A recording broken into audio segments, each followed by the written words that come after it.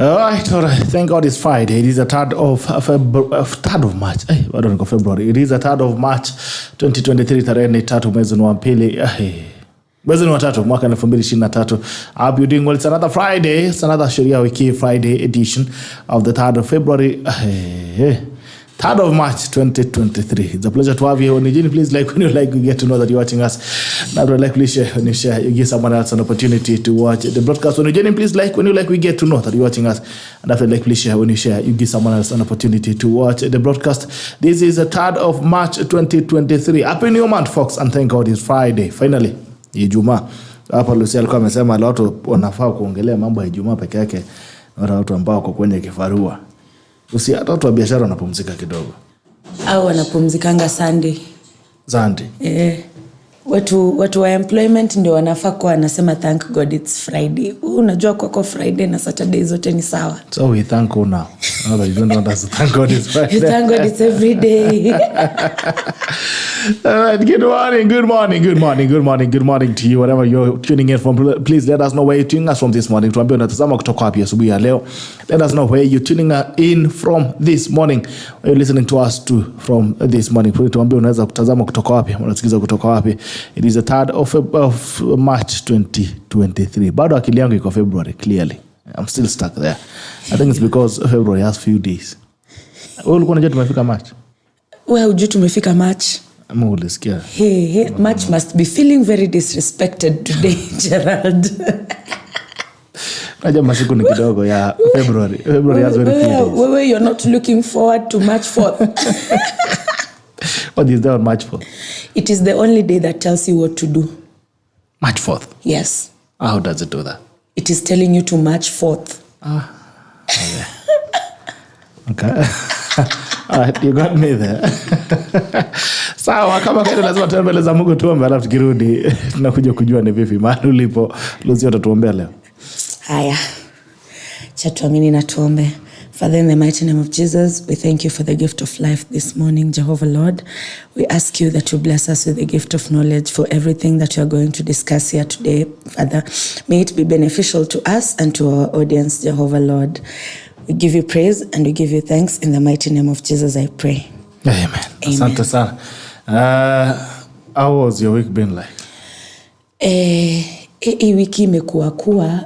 I don't know how to explain it, by the way. You know, I have this feeling that the angel of death hovered around so much that other week. Hii wiki imekuwa wiki ya mourning. A lot of people have been mourning. I lost a friend. Wow. A friend lost a friend. People I know have lost people. So it's been a very weird, emotional week for me, I would say. Pole. Yeah. Pole son. Alright.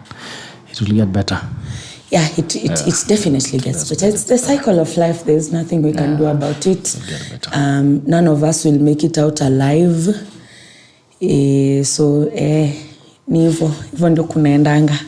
But it's also something very interesting is a lot of young people actually, a long time ago when you could hear someone has died, it had to be old folks. Yeah. Watu wamezeeka. This is very young people who are actually losing their lives. Life expectancy imeshuka. I don't know why. I can't explain why, but hapo ndio maisha imetufikisha. In other news, Arsenal tuko juu ya meza bado. Arsenal gani? Ya Kenya ama ya ngambo? The elephant is dancing on top of that tree. Hatujashindwa. Arsenal lazima mwanguke kwa meza. Kama kuna mahali ya Arsenal wewe pin location ni juu ya meza kwa sasa. Tafadhali. 5-point lead. Watu tuko na 60. Watu wa Arsenal na kiburi. Ilikuwa Man U lakini watu wa Arsenal they are the new Manchester.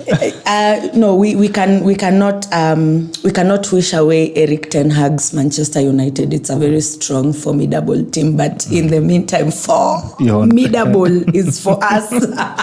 Give Gerald on YouTube. Good morning. VP Bitok, good morning. Good morning to you. I hope you're doing well this morning. Where are you taking us from this morning? Patrick Mngana, good morning. Good morning to you, sir. Ilari Machakor. It's been a while. I haven't seen you. Good morning. Nabako Ilis Jaguara pia kwa muda. Good morning. Tackles live from KSA. Asante. VK Manyariki. Good morning. Good morning. Kabon Sara. Mame. Mambo, good morning. Watching from Wasingishu. Mambo Sara. Kumbu ulielekea Wasingishu. Okay. Asante, salimia watu Wasingishu sana ambao tunawapenda zaidi. Thank you so much for always tuning in to the biggest conversation in Kenya. Paul Kipiego, good morning. Gerald, good morning. Elfat San, good morning. Detakol, good morning. Geoffrey Masaha, yeah, ndani kama kawa. Asante. Coach Oliver live from Bungoma. Watu wa Bungoma, habari gani bwana? Habari gani Coach Oliver? Njoo umeanza kujueko pia mambo ya uko na Lucia. Vike Manyerke, Nandi is locked in. Asante Jen Mombe, good morning and God bless. Good morning to you. Good to see Jen Mombe, Jemo Ruto. Good morning, watching from Kitengela. Mambo vipi? Peter Nabe watching from Melbourne, Victoria, Australia. Good work you are doing informing us reliably. Asante sana Peter Nabe. Good to see you this morning on the tackle. Thank you so much for tuning in. Isaka BKN, Sema Lucia Ayiela Aukot. Asante. Timothy Njenga Njogo pamoja sana Hembo County andu tago Kiritini. Haya, thank you mwana radhi muno.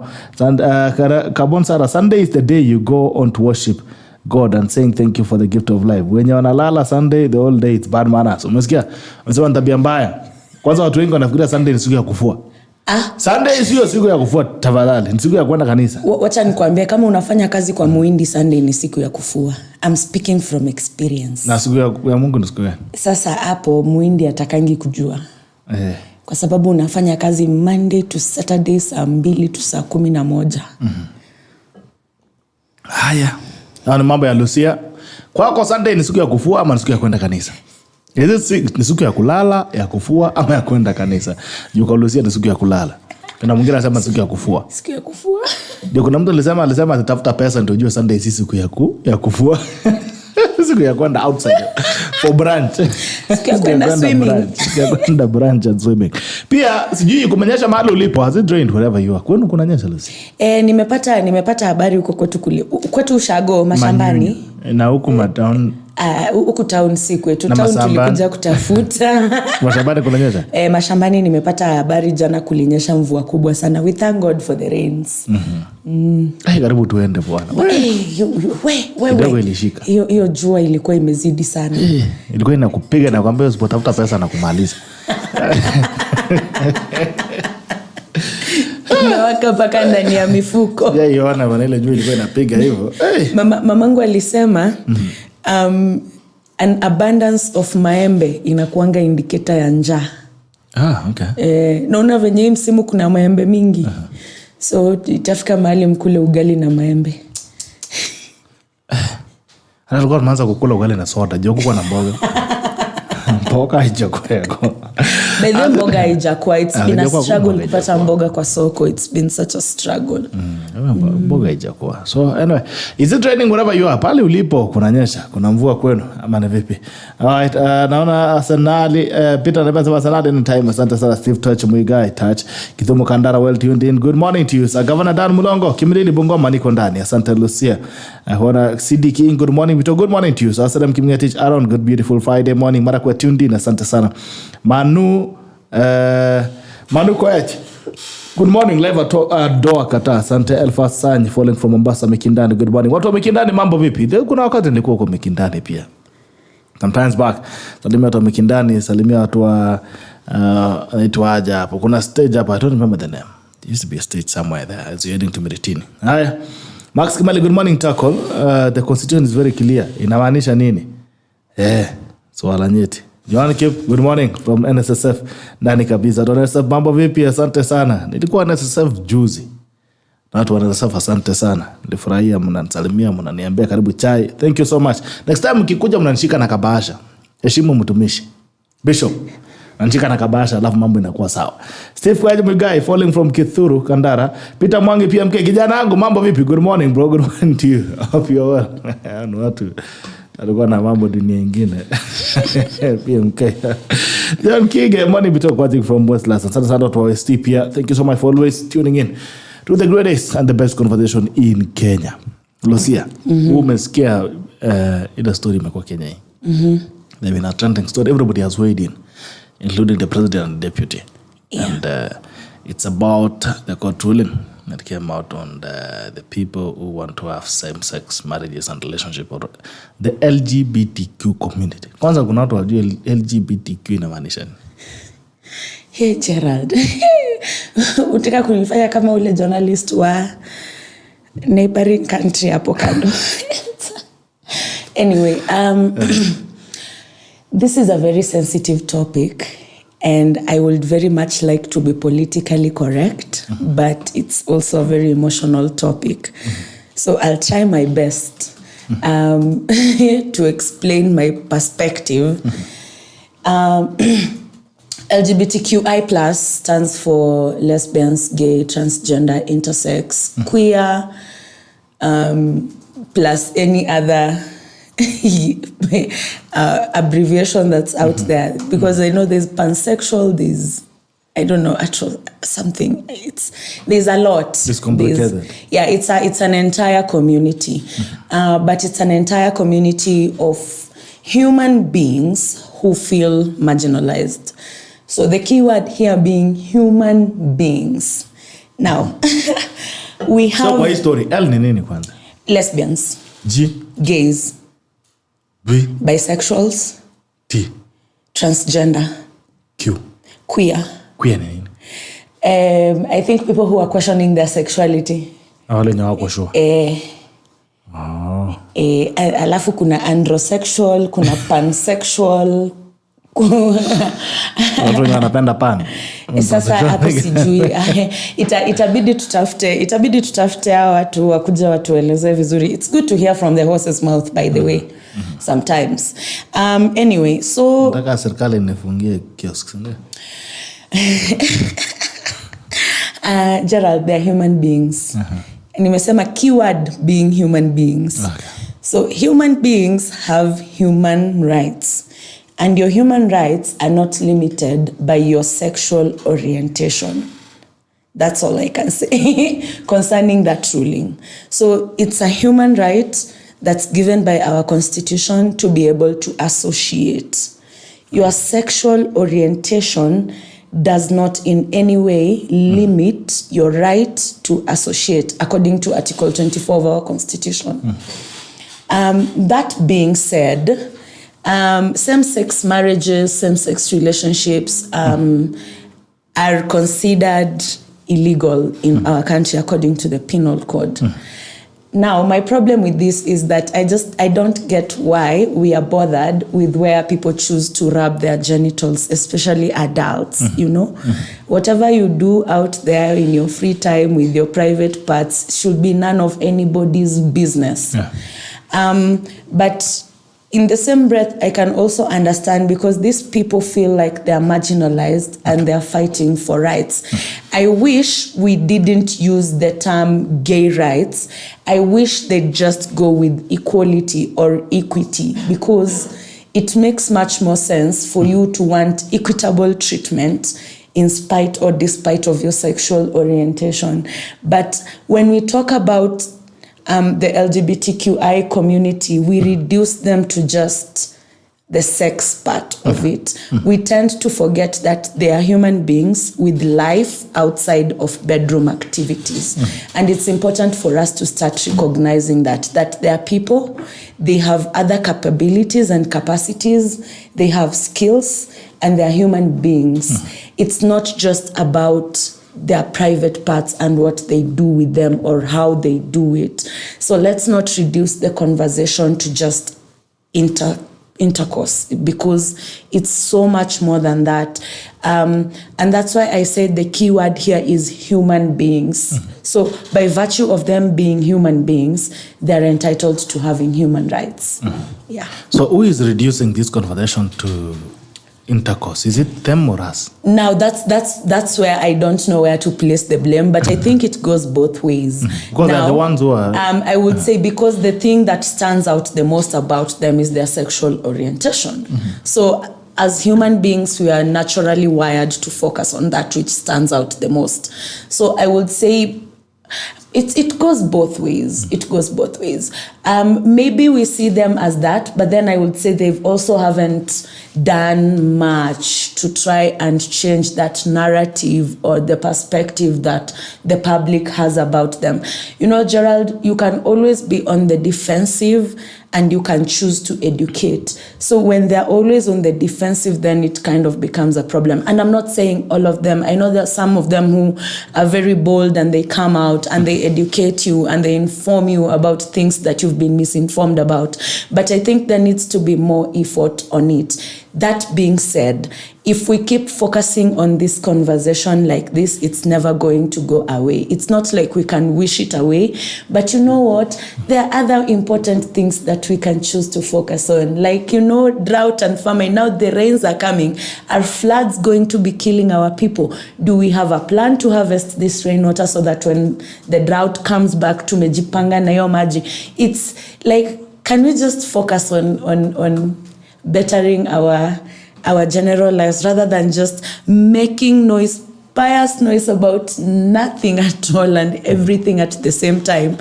Alafu, it's also not fair for us to point fingers just because our sins are different. None of us is holy enough to judge another person. Let them take it up to the Lord in prayer. It's not in our place to judge humans. Yeah. Okay.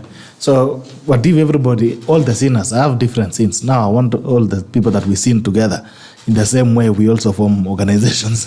Can you imagine how many organizations we love of sinners? You're saying there's no sin which is better than the other. Now, let me just sin in peace. Everybody sins in their own corner. Let me use a very good example. And I saw this on TikTok. Okay. I don't know if she was an American journalist. I can't remember from which country. And she said, we've accepted transgender people, we've accepted transracial people, we've accepted all this manner of things because people said that they're disconnected, they were born this way, but they feel another way. So one day your child wakes up and he tells you, I know I was born as a child and I look like a child, but today I feel like a grown-up. I feel like I'm above the age of 21 and I want alcohol. So what do you tell your child then? Because tumeaccept hizi vitu zingine zenye watu wote wamesema, oh, I feel like this, I feel like that. So if a child now decides to say, I feel like a grown-up, who are you to tell that child that they are wrong? But you can tell them. What stops you from telling them alcohol is bad? Exactly. And there's enough evidence on why it's bad. Yeah. Now when someone comes and tells you I was born a boy, but I feel like a woman and then transitioning, so they're a trans woman, do you tell them it's bad? So unasikia na happy when you mwanamke? And these are some of the things about democracy. We've given people that choice and option. So we can also not pick and choose where to be democratic and where to not be democratic. If we're being democratic, let's be democratic across the board and accept the consequences that come with that democracy. Because as I said, at the end of the day, they are human beings and they deserve to have human rights. Okay. All right, I don't know what you guys think as well. I don't know what you guys think about the ruling and also the whole story around it.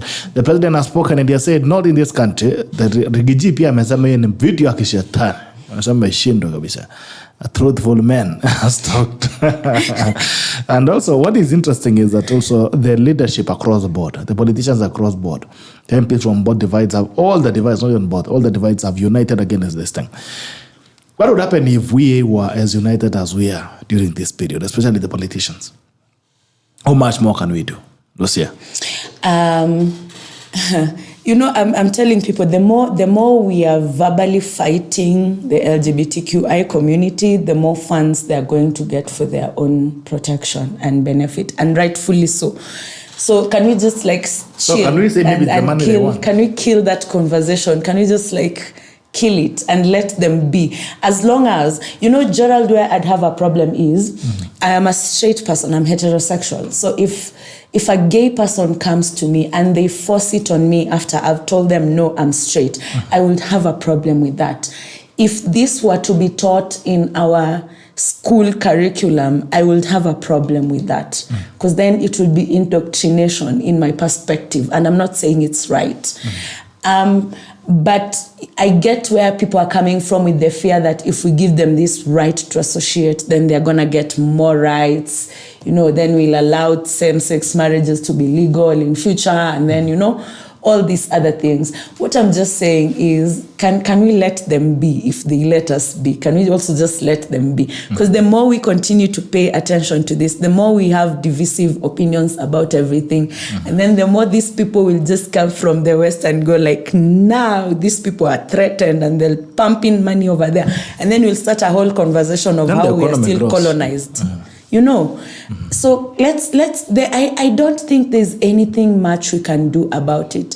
Times are changing. The world is changing. We are here. These communities did not start yesterday.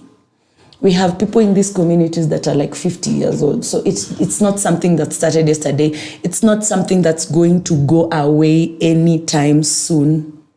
And I think the sooner we accept that, the better it is for everyone. What I can say is have personal boundaries.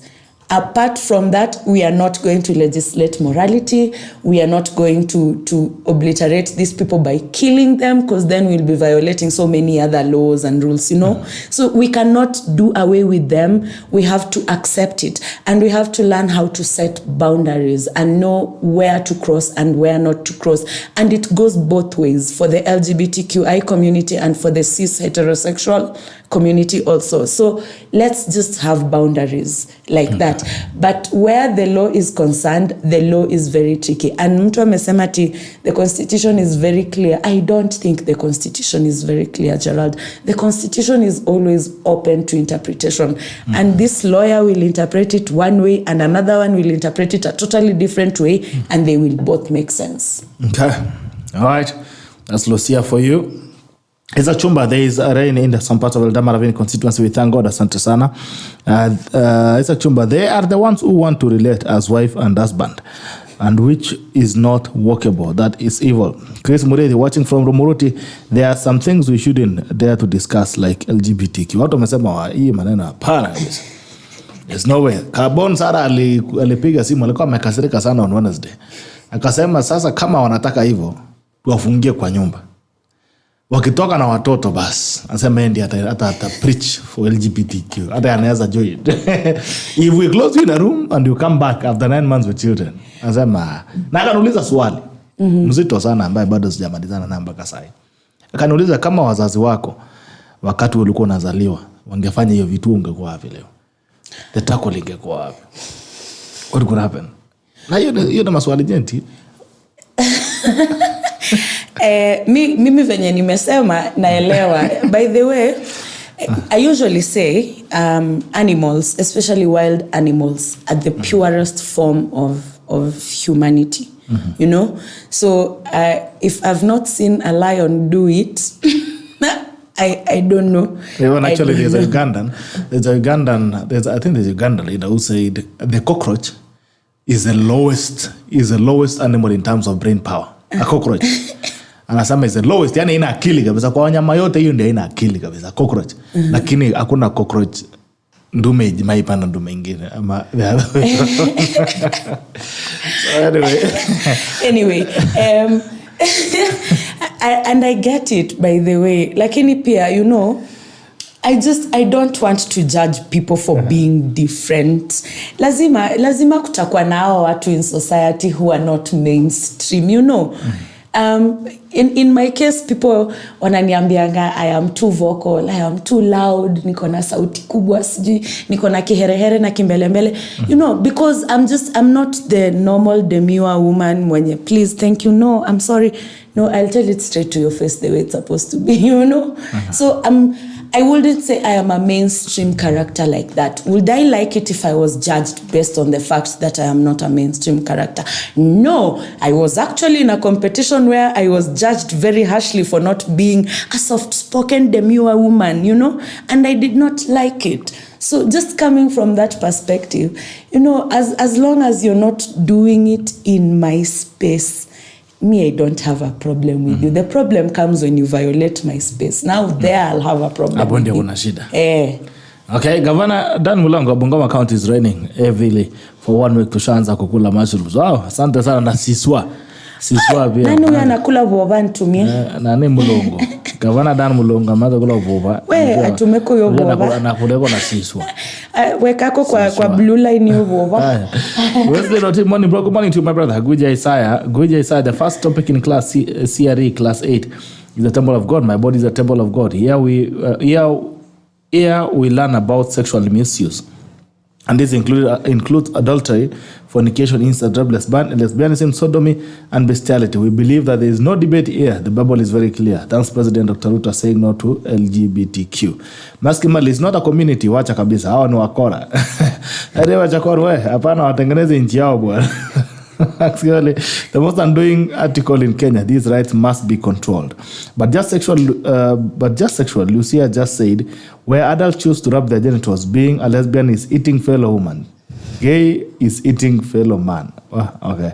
Idayakashi nonsense. Why do they in the first place have to identify themselves specially?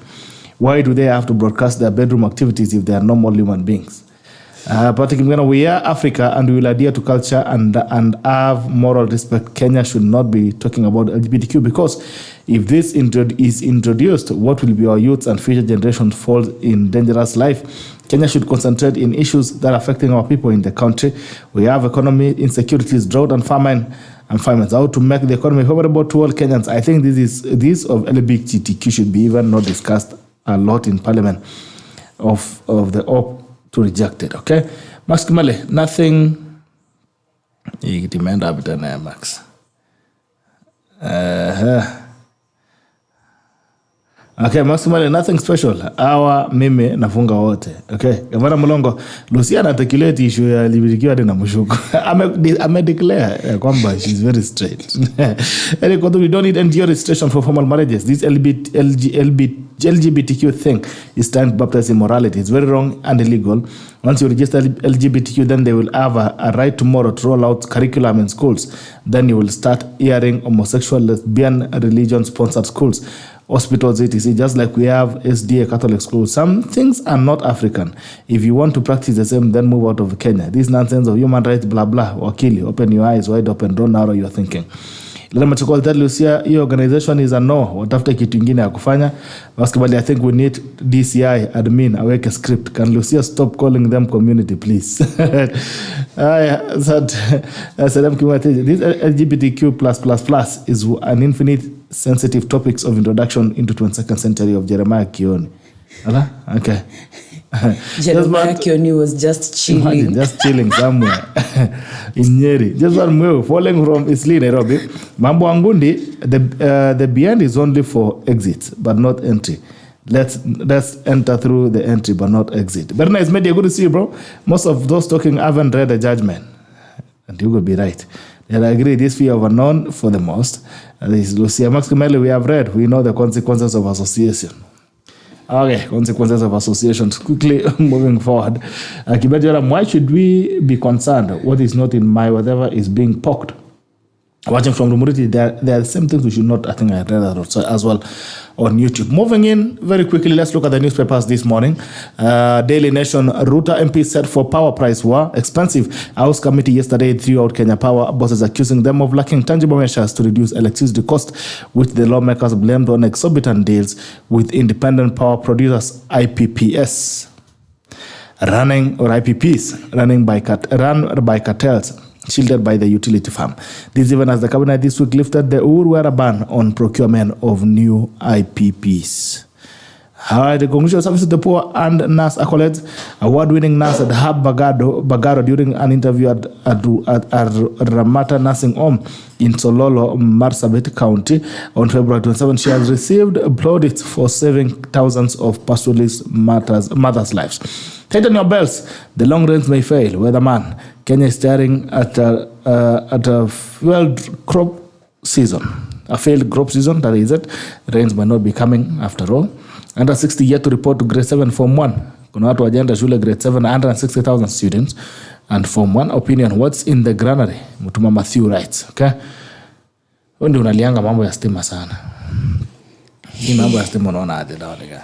Wacha kwanza nikwambia, for the past 2 weeks, Gerald, mahali naishi, stima imekuwa ikipotea like 4 to 5 times a day throughout the entire day. Like inapotea for about 15 to 45 minutes. Nazima alafu tena inarudi. After like a maximum of 45 minutes inarudi. So I'm just wondering, kuna shadow rationing yenye sijaambiwa. Hata hapa tumekuwa na shida, jana hatukuwa na show. Tusaidiane na watu wa South Africa complain about load shedding pale Twitter ama TikTok. You know, I don't get it. I don't understand how Kenya Power is a monopoly, charging us very expensive electricity and they still afford to make losses. Alafu Ndindi Nyoro ako wapi? Mheshimiwa tunakutafuta sana, tukusikii. Kwa bunge. Mpatana na stima. Sio yeye largest shareholder pale ama ilikuwa nani? Sips coffee. Kwa sababu tuliambiwa hizi shida za stima kupotea zilikuanga za Mama Nanio, lakini sasa Mama Nanio anaenda. Shareholding ilibadilika na bado tuko na hizo shida Mhesh, kwani kuliendaje? Mimi and fellow Kenyans are asking. But now, you know, I actually had the same conversation with Kenya Power, and they were looking at, and they made an argument that I think maybe we should look at, and it was about just look at your power tariff. Mm-hmm. When you buy power, how much goes to Kenya Power? Because Kenya Power doesn't produce power; it buys power from independent producers. Mm-hmm. So biggest cost there actually is diesel, fuel, in terms of electricity bill. Yeah. And he's saying that only less than 30%, actually less than 20% goes to them. But you see, when you look at your bill, naona breakdown inaenda aje. Ndio inaangalia tatu hapa sai. You know, kwanza kuna time mimi Gerald, I live alone na nilitumiwa bill ya 4,500. Mimi sijui kama niko na car wash kwangu ama sijui nafanyanga nini bakery. Kwa sababu una machine nyingine? No, it wasn't making sense. Anyway, I'm just thinking, when you look at how much Kenya Power buys electricity from those other sources, it's not that high. Mm-hmm. They charge us almost like thrice what they purchase at. So where does the disparity come from? Do you have those numbers? And then, no, not currently, but I can find them. Mm-hmm. And then the other thing would be, why can't they find out the loopholes where the money hemorrhages from? Because I am sure a lot of it is not being used for the purposes that it's intended to be used for. Kenya Power na Kenya Airways, same WhatsApp group. Okay. So shida ya Power ni Kenya Power. Sio watu wengine. Shida tu ya Power ni Kenya Power. Okay. Haya. Gazeti gani nyingine hapa? Let's look at The Standard. Of course, in bold there, right on the headlines. Not in Kenya, Ruto to same-sex unions. Leaders across the political divide unite in condemning recent Supreme Court decision to allow members of the LGBTQI community from associations, saying it is a window to legalizing same-sex engagement that's against the culture. Okay, Fulisa at stake as petitioner seeks for shillings 300 billion refund. Okay. Wewe nani? Hey. Anaongea na Grand Mula kweli. Sasa hivi ndio nitafanya ninunue gazeti ya Standard ya leo. Opposition still gave win to Tinubu, mambo ya Nigeria. Hey, Gerald. You know, I used to think our country was bad, but let me tell you, tuko tu sawa. Ala mimi nimeona. Wewe unapata from 34A ya Nigeria. You know, by the way, Kenya is not that bad. You know, I am sorry to my ancestors for always complaining. We are not doing that bad, by the way, to go somewhere. Actually, you're not doing bad. We are not saints, but you know what? We are not that bad either. It's just, that reminded me of 2007, 2008. You know, the way we went to sleep and woke up and found... It's just, I didn't understand it. I didn't get the contradicting reports. It's just I weep for Nigeria. I really weep for Nigeria. I don't know how else to put it. That was just sad. And it shows you maybe democracy is not as strong as we think it is. I'm a democracy. And I don't even want to say it in Africa. Because we saw what happened in America when Trump was leaving office. You know, it's about time we stopped thinking that democracy is strong, because it's clearly not. These systems are failing us. I have nothing against Bola Tinubu, but hey, Baba, you need to retire, man. It's just Lakini nasema he's too young to retire. Leo alikuwa anakula muziki ya nini? Afro pop na ile ndio ya South Africa hii. Gerald, mi sisemi kwa ubaya, by the way, and I apologize to Nigerians in advance. That man looks like he constantly needs a drip and a life support machine behind him in order for him to function. Mtu anapiga amapiano hivyo, nasema nahitaji drip. That guy is very energetic. Gerald, no. But what does it say about the democracies of Africa? Because Africa is the only place where young people are told you are the leaders of tomorrow. Alafu mimi kwanza, I have a question with our African Union. There is an entire 54-minute documentary on Netflix explaining how our former president used Cambridge Analytica to rig in elections, and you send that person as a credible, independent observer. What did I miss? Where is my brain disconnecting from? Because credentials, it's just... And then immediately after the election, he gives a report and a statement to say how it was free, fair, and everything. I did not see the free and fairness. But how would he know? He used Cambridge Analytica. We don't blame him. I don't think ata understand free and fair ni nini. And also, the other observers have also disagreed with Uhuru Kenyatta on the credibility of the Nigerian. Like Uhuru Kenyatta gave it a clean bill of health and said it was very clean, very beautiful process. The other observers have said no, this thing was mad with a lot of, even your own Peter Obi is number 3 or 4. I oh my God, hey. Anyway, they chose the lesser evil. Or the lesser evil chose itself. I don't. No. Iso contradicting opinions and statements that are coming from other observers is what has me worried. Like, what made Uhuru confident to start? Which election was he observing? You know, I would want to know. Hey, Jaden Wamashati, ulikuwa unaobserve? Which election were you observing? Because the one as we observed, it was not the same. It was not the same. I saw a very funny video from a Cameroonian, and the Cameroonian was very happy that finally Nigeria, they are saying Nigerians have been mocking them, that they are ruled by the ancient of ages. Finally Nigerians have joined in the bandwagon, being run and ruled by the old of ages, rock of ages. Rock of ages cleft on us. Ancestors. That's the democracy of Africa. I don't know where the turnaround is, especially for young people. Nigeria, for instance, has the highest population of young people. The highest population, I think, in Africa, of young people.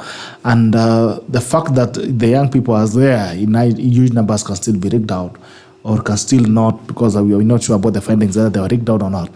But if they cannot express their voices on the ballot, then where is the other space for young people to express themselves and to give their demand?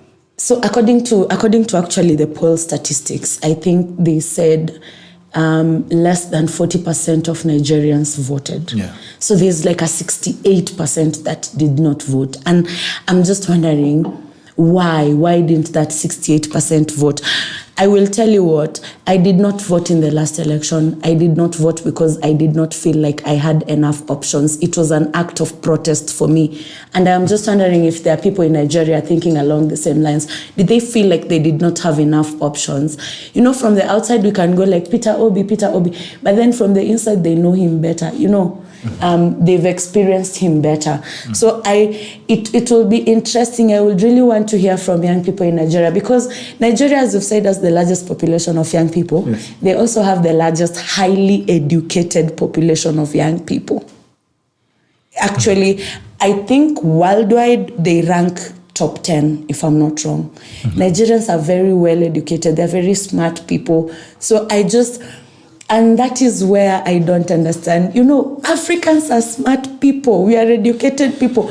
How is it that you, with a PhD, you allow our IT to be your governor? It's like, my goodness. And I'm not saying education is the measure of leadership, but it's an important tool for leadership. It's a very important tool for leadership, because now you cannot just want to talk about budgets, Gerald, and you've never sat in an economy class. You need to have some basic knowledge of how the economy works, or an accounting sheet, or just something, but if we're looking at that as a measure, then why is it that our educated population does not want to be leaders? And when we were fighting for independence, we had leaders, and then these leaders became politicians. Nowadays, we just have politicians who are not leaders, because a leader and a politician are two very different things. Very different things. So I don't know if you know any Nigerian people, especially the young ones. Can you just tell them to reach out to us and tell us the experience and talk to us? Let's pat them on the back. Yeah. We would really want to hear it from the inside, because wako na insight yenye si hatuwezi kuwa nayo. We can sit here on the issues of the issues of turnout. There was very deliberate activities to ensure that people didn't turn out. For instance, I saw in one state, a governor actually, alienda akachimba barabara katikati and separated the road into two. Impossible. You saw people were being beaten. Leo kuna mama mwingine alikuwa amelimwa kama burukenge. So there was a very deliberate effort to ensure that there is a lower turnout in Nigeria. Yeah. Especially I think in some states where maybe the other guys seemed stronger. So when you talk about progressive democracy, I think we are the most progressive democracy. I saw the documents, the process of that election, and I think we should be ashamed even to say you are rigged out in Kenya. I know. Hani unaona tu form 34A nabii iko clear, hata hakuna mahali imechenjiwa na mkono. Ya Nigeria bwana, kama ilikuwa drawing board ya mtoto wa nursery. Imechorwa hapa, mtu ameweka hapa, mpaka kuna mahali mwingine wamechora kichwa. I mean, that's an actual process. So I think we should be ashamed in Kenya to actually say you are rigged out. I will say, as Kenyans, I have a Zambian friend. Every time he's around and we are walking in the streets of Nairobi, he always whispers to me and goes like, "Can I ask you a question about the government?" And I'm like, you know what? You can actually speak up. Here we have freedom of speech and freedom after speech. And apart from Naitanga President Jaden. And I tell him, we bullied our president out of Twitter and we are still alive and walking out here. It's just, and it gets me to thinking how democratic we are and how far we push the boundaries of our democracy. We really push the boundaries of our democracy. And you'll not understand how far we go until you speak to people from other countries and you're like, what? And one day, a friend of mine recently went to Rwanda, and he came back and he was like, oh my God, Rwanda is such a beautiful country. But you know what? You will not survive there. And I'm thinking, why? And he's like, you're too outspoken to be Rwandese. Kwanza wewe siku ya kwanza ukishuka tu hapo ndio unaingia jela. Utaweza ngoja hata siku watu kula lunch. Hapo. Unashuka tu hivyo anasema basi. Yeah, so at times we don't appreciate what we have because we don't know how bad other people have it. But it's also not to say that tusikubali to bare minimum because that we are doing well as a democracy. Let's keep pushing it. That's how we get to where we are now. Can you imagine unaita president Zakayo na unalala tu? Na unalala tu. Uko na usingizi. Unakula, unalala, unaamka, unaoga, unakuja hapa studio. Nadi umemtag kwa hiyo tweet, ameamka akaiangalia akasema So I think we are doing well as a country. Just try that in Uganda. Utajua sasa bora nani. All right, looking at the senators were on hedge anxiety among Nguru appointees. Watu wanaanza kutumwa nyumbani pole pole. President William Ruto has been kicking them out of government one after another. So who is next? Was Mary Kishoi recalled from China? Okay, I think Ambassador Governor fails to explain how he spent shillings 3 billion. Actually, Machakos, Mombasa County has been sued for a bill of I think 70 point something. Is it 70 point something billion? Ya maziwa. what do we expect na gavana wao alikuwa slaking on Instagram? It's like it's not their fault. So governor cannot explain money was spent in the last 3 years, but there's no proper paperwork to show how it was done. Projects justify the expenditure. 3 billion. Can you imagine 3 billion?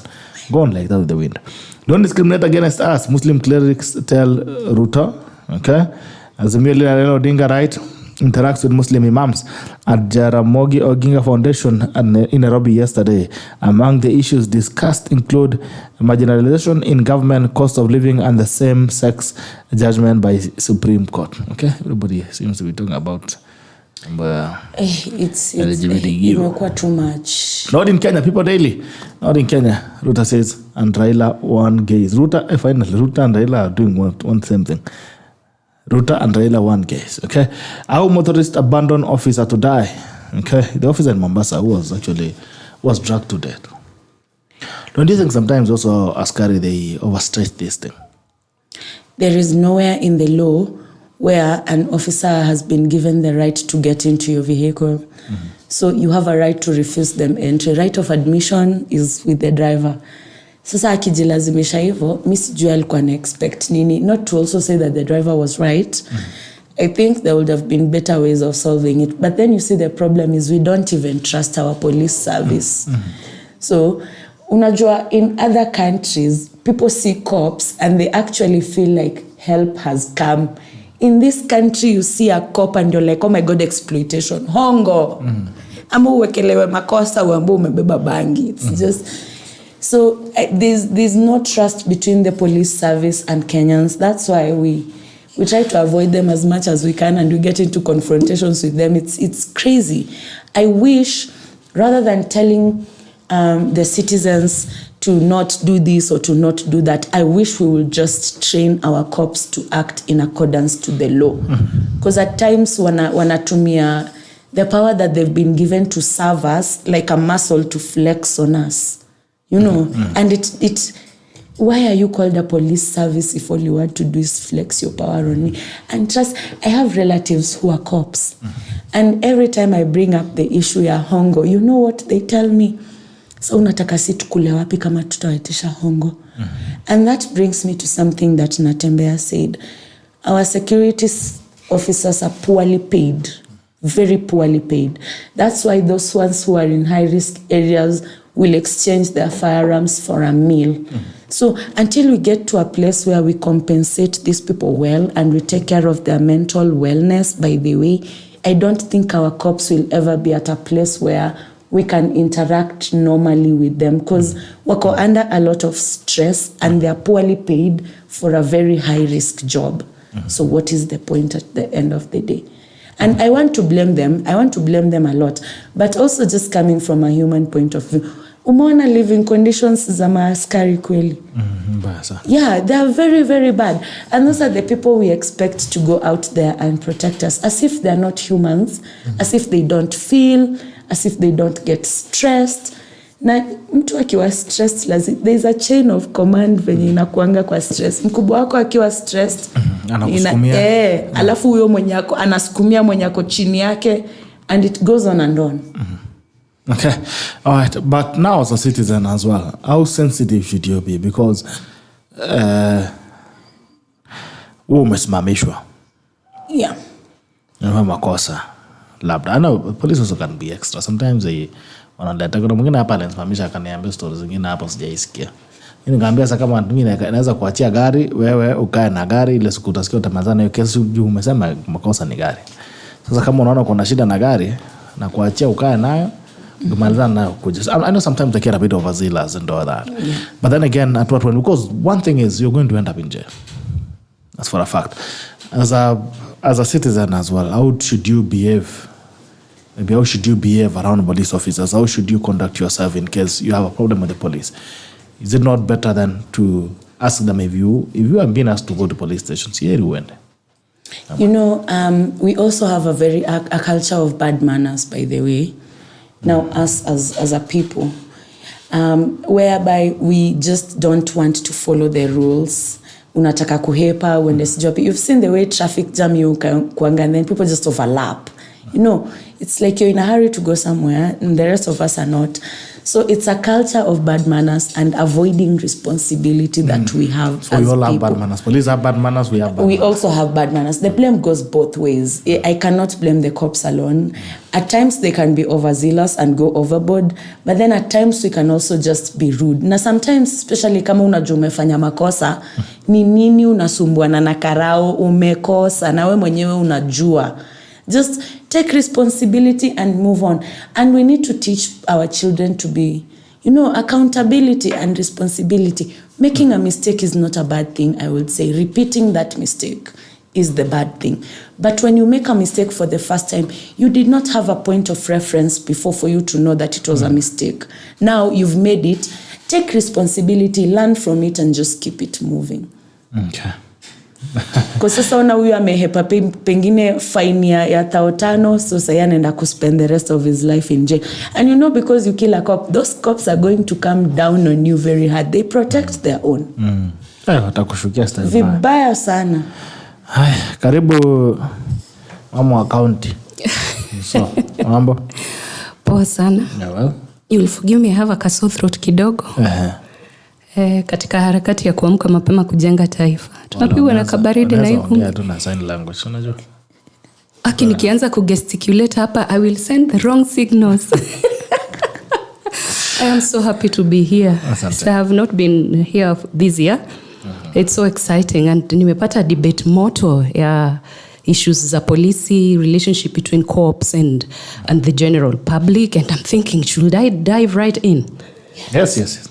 Because really this has been a problem since time immemorial. I mean, since pre-independence. Okay.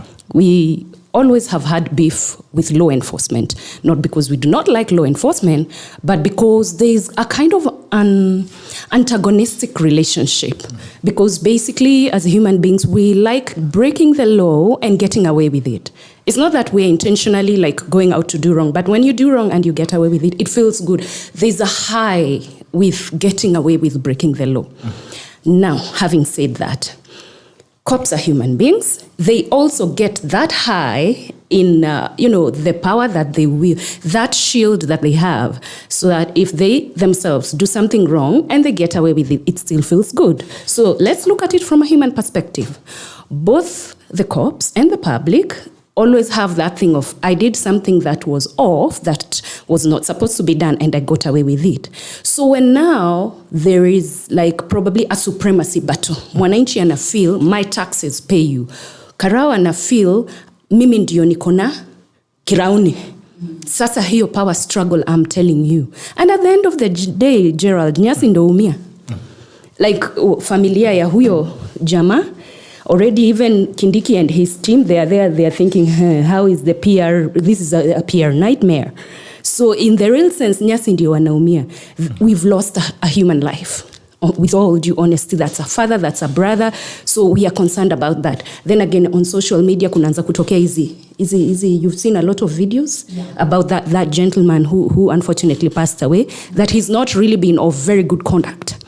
But it does not negate the fact that we have lost a human life. So where do we set the boundaries? I mean, at what point do we say, here is where we draw the line, that indeed it does not matter how bad he was. This is a human life we are looking at. Let us not trivialize the fact that a human being is gone and he is not going to come back. An employee of the government, somebody who we would have preferred to put to task and tell him, you have got to start acting straight and narrow so that we can have him deliver on the mandate that he was given. Secondly, now this is another human being we've lost to probably a life in jail or something. Because this, actually, even confronting an officer is a grievous crime in this country. An officer on duty, in fact in the world, huwezi confront hata karao hivyo ovyo akiwa in uniform. So unaimagine huyu mtu ana face nini? So we as a society, we have got to look at the way the moral fabric has been torn on both sides of the divide. And if we give it a proper perspective, it all boils down to the way we relate to each other as human beings. It's not just like the way you say human-wildlife conflict or public law enforcement conflict, no. It boils down to our personalities, Gerald. Because you cannot say he was a bad cop, he deserved to die. And also you cannot say that guy who dragged him did not deserve to get angry and provoked by that cop. We have to look at their emotional state, both of them, and we have to give this issue the regard that it totally deserves. Okay. Yeah. Also, just taking you back very quickly on the issues of the Supreme Court ruling on the LGBTQI community. Maybe you can just give us a brief, because I think we've exhausted that conversation. Yeah. Maybe it will just be good to have your view on it without really dragging on that topic. Okay. When it comes to that, I start because I know my personal opinion on that really irks people. Because I always say, as an individual, I'm pro-human being. I'm pro-humanity at any given point. It does not matter whether you're standing on your head and doing your do in that position. That is not my business. But let us look at where we are at. We are in Africa. It is a very conservative setting. We cannot go, rubbing this. Like, when I go to up country and I'm talking to my mom, she's like, watoto wameharibika sana shuleni. Unafaa uangalie usikize kama hiyo shule watoto wako kuna hiyo maneno. I roll my eyes in my heart and I'm like, Mom, I will take care of it. Then she's like, we are praying about it. I'm thinking, what are you praying about? Let us pray for the rain or something else, but we cannot pray about sexual behavior. However, as Kenyans, we have got to realize that there's something known as the Bill of Rights in our Constitution. Before we look at all those other things that are in the Constitution, the Bill of Rights, everybody has a right to life, everybody has a right of being. When we start looking at these other sections of the Constitutions that people are saying, LGBTQ is illegal in Kenya, I do agree. It is, there's a section of the Constitution, I don't know, we need to check which section that is and read it and look at whether it dictates that people start, every other time we have a story of LGBTQ, we start saying, oh, we are selling our children to the West. Stop, people. Even the heterosexual relationships that we have today have ridiculous behavior. So let us look at our sexual behaviors in a nutshell, that whether you are heterosexual or whether you are that other, which I will not mention because people are getting very sensitive about it. Can we do it in a way, first of all, in a way that is going to be warm to our culture? We cannot escape the fact that it is jittery, it is an abomination, it is spoken in harsh, so we are unable to handle it. But the most important thing is that these people, no matter what they are doing, they are human beings, their right to exist in this country as citizens has got to be looked at. Then we look at what have they done wrong. Can we follow due process? If indeed it is against the Constitution, we follow due process in handling that. Kama makosa ile ingine, ya the Escobars who are selling drugs, ya those people who are shooting each other dead, we look at the mistake bit in a separate way. The fact that probably a section of the penal code has been broken does not now erase the fact that these are people who are human, who are Kenyan citizens, who have got to be protected. What the Supreme Court did, it did not say that people can now go and start bending over. No.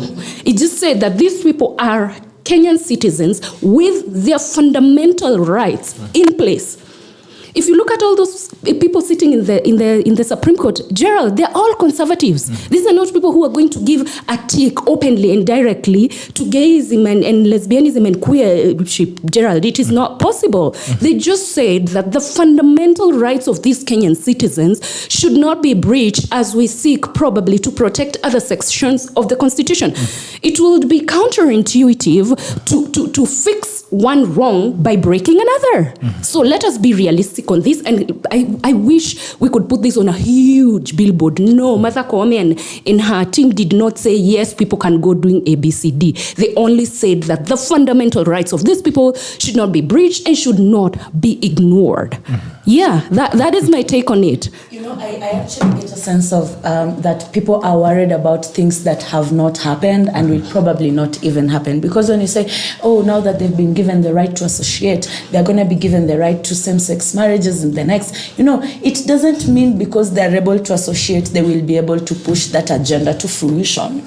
And their sexual orientation does not limit their human rights and freedoms. Absolutely. At the end of the day. Yeah. And those are very two different things. What you choose to do as an adult with your private behind parts closed doors it cannot be legislated. We cannot legislate morality. Yeah. Actually, I always say we cannot legislate morality. You remember the problem we had with even ladies wearing short dresses, or the way our young people, even the young men, they are wearing like some clothes which ukimpeleka gishagi kwa shushu yake, you feel uncomfortable. And now what a cross dressing hata ni different issue. Hii ya kawaida tu hii Okay, Gerald, you know I'm a liberal, I like cross dresses. I think they're pretty. But Gerald, you know, as a man, I just want to while we are on this topic of morality or lack of eat thereof, I have a bone to pick with our CS Health. You know, when she says, "Oh, mimi ni mama kanisa and I am for abstinence," you are telling a Gen Z to abstain. I have a friend who has a son, a 13-year-old boy, and he said, "You know what? As a father, I got to a place and I figured, I need to have this sex talk with my son." So he calls the boy and sits him down and is like, "I want us to talk about sex."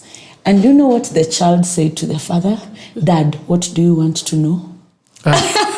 So he was just left there. He was like, "I am the one who's supposed to be teaching you, but you think you can teach me." So those are the people you want us to tell, abstain. You know, it doesn't make sense. Also, if you want people to abstain from sex, can you look at the root cause of these girls having sex? Because when you get into these stories of teenage pregnancies, they'll tell you, "I didn't have pads. The motorbike guy offered to buy me a packet of pads in exchange for sex." So when you tell this girl, abstain from sex, have you given her a packet of pads, cabinet secretary? Have you? You know, you cannot just sit there and go like, "Oh, because I am a Christian." I am also a Christian. But I am not going around there telling people to abstain from sex. These women who go to fishermen to exchange for food, your kids are starving in the house. The sex for omena, you saw that story. And this man tells you, "I'll give you a kg of omena if you sleep with me." So are you going to say, "Oh no, me, I'm abstaining," and then go back home to see your kids dying of hunger? You know, it was such a reckless statement from someone in a position to change the narrative. And coming from a woman, that hurts. I think I do agree with you to a large extent, because I am a mother of teenagers. And I keep calling myself Shosh. Why do I do that? Because once your child is in that age where she can have a child, you're a grandparent. And people tell me, "No, so stop calling yourself Shosh, unajizesha." I'm like, "No, nimekubali matokeo." Why, Gerald? Our time, our parents used to tell us, "Nikikuona na kijana nitakuua." Si tuliolewa vizuri sana kabisa. And I remember na hata tulikuwa 20 ngapi, I had my kwa hivyo nilichelewa, but I had my kids at 27 and at that time everybody was looking at me zile za what is going to happen. Boyfriend huyo na miaka ngapi? 21. Vizuri sana. No, tulisema tusikuona na boyfriend kwa mtoto ukiwa shule. Our time, Gerald, wazazi wetu walikuwa wanataka harusi ya kanisa na nguo mrefu nyeupe. So I was a sinner in the eyes of the society. I was such a bad sinner. You couldn't wait to sin. Let alone that. That time we didn't even have the internet to check out how to sin. Nowadays, they don't even need us to regulate their phones, because we are regulating their phones, we are regulating the computers and the TVs in the house, but they will still sneak and find out. So what do you do? Especially for me who has teenagers, I keep disagreeing with their grandparents, because I sit down and I lay something smack on the table. Because now, young people, if I remember myself, young people do chase mystery. So I agree with you, that reckless by a cabinet secretary was a little bit reckless. You know why? Abstinence did not work in the 1970s, where our mothers used to get married at 17. It is going to work in the 21st century, Gerald. So unaambianga nini watoto? Mimi nawaambianga, here is a box of condoms, and I'll say this live on air, what I tell my daughters, and I creep them out to the ends of the world, and they give me that twist on the neck na teenager yao, na niambia, "Mom, mimi sitawahi shikwa yada." Then I'm thinking, nawaambia, ni kweli baby msiwahi shikwa. And I'm thinking to myself, hata mimi niliambia mama yangu sitawahi shikwa until nivae neti. Shock on me and her and the rest of society. And we are even looking at girls. We're not even looking at boys. Unakimbiza nini Yomso? Unangoja nini? Nilikimbia Gerald. You know what? I like boys, the fact that you're telling your girls to here is a box of condoms. My mom did the same with me. Do you know I always have condoms in my bag.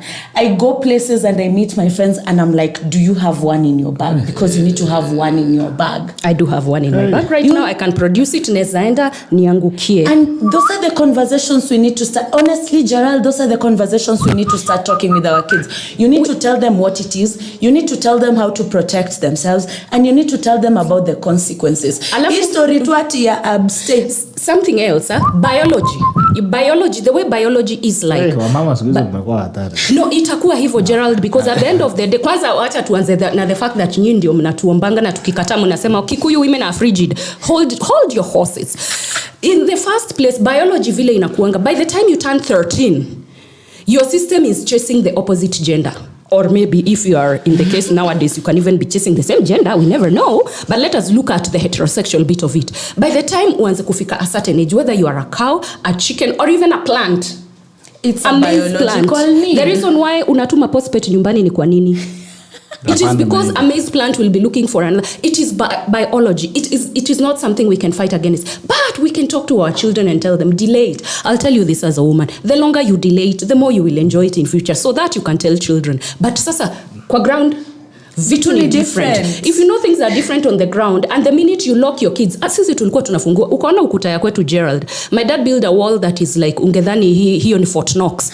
But we still got married, all of us daughters, even the cousins and the relatives who lived. Fine, maybe at that time tuliolewa vizuri according to what is happening nowadays because we were 20s and over. But still bado hatukukosa kusemana kijana ya fulani anakuanga handsome. It is normally biology. Nilikuja kurealize when I grew older, I started noticing, like there's a meme we are sharing that we are saying that if a guy has no money, we find him ugly. That one you notice when you're older and you realize there are bills to be paid. But when you're a younger, you see Gerald with his ndevu, you go paragasha. Yeah. If Gerald is not a gentleman enough to tell you young girl come bali kama singekuwa bishop ingekuwa na shida.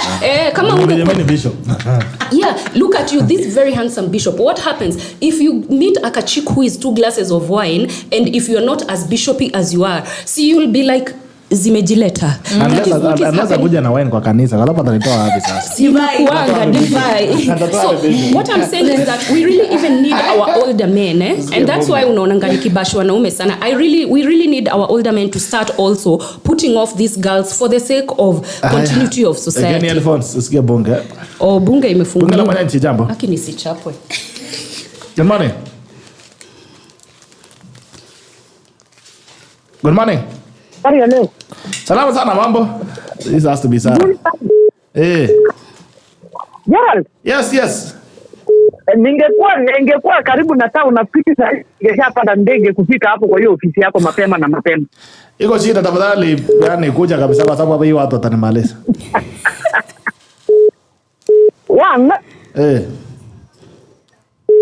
Wacha nianzie hii mambo. Mimi tu bado ninaanza mambo ya LGBTQ alafu nifike story ya polisi. Unaona wasichana hapa wanaongea hapa. Hakuna kama wanaongea. Hawa ndio wenye wanapotoka ile mbaya mbovu. Si ndo kabisa. Ningekuwa hapo ningekuja na vijeledi kuwatandika ile hujawahi ona. Washukuru Mungu niko kwa site. Mama Sara yao. Washukuru Mungu niko mbali. One. Wao watoto kuingia LGBTQ, it is because of us parents. And I asked you another question the other day, Gerald. If our parents wangekuwa wazazi wako wangekuwa na girlfriend, a woman girlfriend, ile wanapendana na wangekuwa lesbianism na baba yako akuwe gayism, ungezaliwa ungekuwa na couple sahi. Mama yangu angekuwa ameolewa na Mudhoni ningekuwa hapo. Ungekuwa hapo sahi. Asingekuwa kweli. Wale ya pili. Being the parents tukikuwa kwa hii issue ya LGBTQ. First thing, it depends on how the parent acts with the children. Ama ni mama mwenye anaenda ulevioto kufika usiku anakuja kutembea hapo na mwanaume mbele ya watoto. Do you think hao watoto watafuata nini? It has to be, the parents to be disciplined first. Sio unakuja kutusiana mbele ya watoto. Unastukia mama tusi mtoto, mama anatusi mzee mbele ya watoto. You think hao watoto watalelewa kiasi gani? That woman anasema ninapeleka nini of condoms, naambia watoto njoi. What are you telling those kids? Mwende mfanye kabisa. Mwende mfanye uhalali kabisa. Wala tu msiniletee ukimwi na mimba. Lakini utakuwa unaletea watoto hiyo morals kitu gani? This thing you need to tell the children that it is like this and with me in my house. Hii malonge yenye meraruka hizi kwangu ipatikane. Na sitaki nikudanganye. And my children ni watu wenye wako colleges na kuendelea. And I don't entertain. And I take to the schools when they are not even aware that I'm going there. Okay. I tell you, I've been a wife of a police, and even now I'm still a wife of a police officer. But I will not entertain that nonsense. Nasikia? Vitu zingine lazima tuambiane ukweli. Msikuja hapa kutuletea westernized ni behavior ati mkisema ati tuko hivi. Hakuna kitu hata muongee Kiingereza mpaka ile mnafunga mapua. It's nonsense. We still have our culture. Na bado tunaheshimu culture yetu. Hii story hata hii ya Sunday nimekupinia hapo down. Sunday ni wakati tunaenda kuambia Mungu asante. Mambo ya kutuletea mambo ya Wahindi hapa, mimi sitaki kujua hiyo. And I wish I could be working in Wahindi topic. Mimi kwambia Sunday usijaribu kunitafuta. Unasikia? Na najua wengi wanafanya Sunday hapa Eldoret, ninaishi hapa Eldoret. But I know a lot of things are going there. So let us tell our children the truth. Hata hii story ni mnasema ati single parents ndio wabaya. In fact, the single parents are good than the married ones. Speaking the truth, the single ones are very good than even the married ones. Married wameharibika. Ukikuta wamama saa hizi wenye wako married. Ile kazi anapata haimtoshi, so itabidi alupo la apate mpango wa kando pale. And in the evening anakuja kupatia mtoto simu kuchezea. Mtoto akichezea ile simu anapata message ya mpango wa kando. What are you showing that child? Alafu hapo unakuja kutuambia maneno ya LGBTQ. Shame on even Kenyans who are applauding for these things. Very shameful. Unakuja kutuletea hapa mambo ya westernized things. Sisi tuko na African culture and we'll follow African culture. And I even there's something I even sent to Gerald in the morning. One, watu ya Marakwet wamesema nini? Hao watu wawekwe nyumba moja, wakizaa hapo ndio tutapitisha hiyo kitu. Msikuja kututisha hapa. Kama ni hiyo pesa yenye mnatutishia tupewe, wacha ikae. We were surviving without those money. And let us go the Ugandan way. Kama ni watu ndani hii kitu imekuwa na lazima tuizime. Hakuna mambo ya kusema ni that is my right. It is like these children nowadays. Ukimpigia kelele unakwambia that is my right. Mimi they cannot tell me in my house. Hapo ile kichapo itatembea, watajua Yesu ni Bwana. Watafute kwa. Which right are you telling me? Which right are you telling me? That sounds like my mother. Hiyo usinga ya kuguja kudanganya sisi hapo watu kwa studio ati that is someone is right. Lazima tufuate constitution. Nonsense. Lazima tufuate the African way. And I told you Gerald, tell me if your mother angependana na mwanamke mwingine, baba yako apendane na mwanamume mwingine, Gerald ungekuwa mali huko saa hii? Amani. Hapo yenyewe. The name Gerald be even known at the circle is there. Hapo yenyewe. Vitu zingine tusilete upuzi hapa, tuambiane tu ukweli Gerald vile iko. Kama things lazima tupeane heshima. Msikuja kututisha hapa the westernized. Hiyo vitu murudi America mwende mfanye vitu wenu. But mkikuja Kenya mkuje na heshima zenu. Wow. Unasikia? Some of us even have some children who are not even within Kenya. They are outside. But lazima kila asubuhi lazima a day cannot pass without me talking with them and tell them this lazima ufuate culture yako. And I call them through video calls. And asiwezi kuambia ile sana napiga. No. Ukiza hata mkinyangana mtoto yangu ndio unapiga ndio utumaniwe pesa. Unaopata kama Yesu, unatokelezea tu. Hiyo ni shame. Mambo ya polisi. Polisi wapewe haki yao. Na hata mtoto ya polisi ni mtoto ya mtu mwingine. Msilete hiyo madharau. Na tukimwane. Anjera, polisi na bunge la wananchi sisi tufika hapo tuongee. Kuja. Tukibembelezana hapa. Kama ni mbaya. Kuja kabisa. Na sisi hapo basi tuogopi kuwekwa ndani.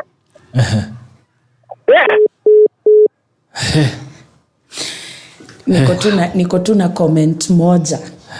Okay. Kids with the strictest parents make the best liars.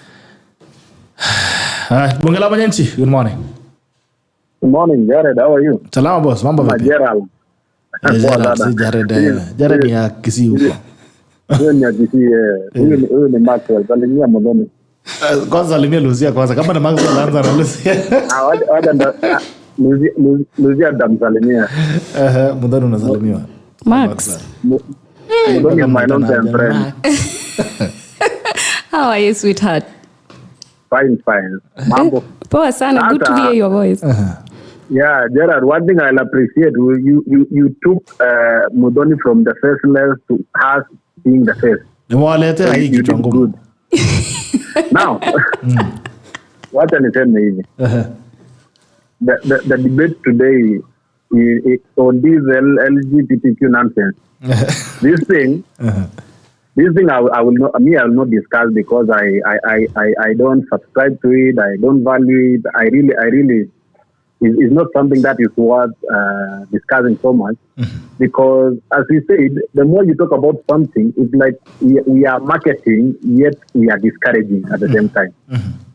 So the more you talk about it, the more you market it, the more, and the problem with people is they want to do an exploration on these things. Tukisema kwanza Jared ni mbaya sana.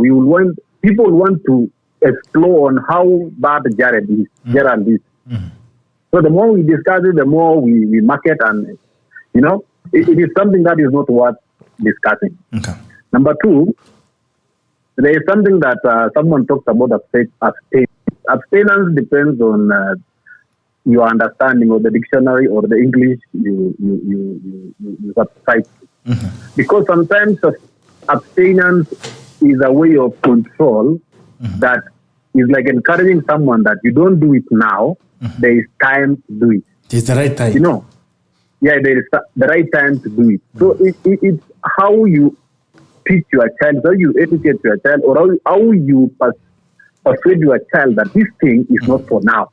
It is a good thing. It is very sweet.